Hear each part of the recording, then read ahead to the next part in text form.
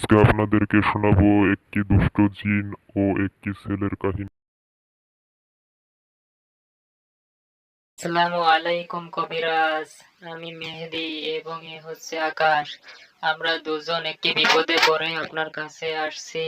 ওয়ালাইকুম সালাম বাছারা, তোমাদের কি সমস্যা আমাকে বলো। আজ আমার সাহস নাই, আমার খালি ভয় করে। আমার বিড়ি খাইতে মনে চায় আর বিয়া করতে মনে চায়। কবিরাজ, আমি বলছি, ও অনেক ভালো ছেলে ছিল, হঠাৎ করে কি যেন ওর হয়েছে। ও এখন শুধু বিয়া করতে চায় এবং শুধু বলে যে সিগারেট খেলে আমার সাহস হয়, এবং পিতামাতার সাথেও খারাপ ব্যবহার করে। আর মাঝে মধ্যে বলে আমাকে ভ্যান বানাই দাও, আমাকে ভ্যান বানাই দাও, ভ্যান চালাবো তাহলে আমার সাহস হবে। দেখেন তো আর কি হয়েছে। ও অনেক ভালো ছিল। বোন, আমি বলছি, ও যে স্থানে থাকে ওই জায়গাটা বেশি ভালো না, এবং ও নাপাক অবস্থায় বেশি ঘোরাফেরা করে, যার জন্য ওকে দুষ্ট জেনে আশ্রয় করছে।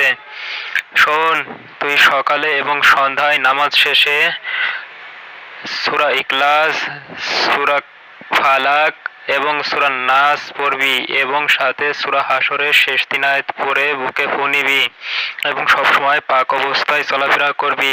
পিতামাতার সাথে খারাপ ব্যবহার করবি না, বিড়ি সিগারেট খাবি না, এবং নিয়মিত নামাজ আদায় করবি, পাক অবস্থায় থাকার চেষ্টা করবি।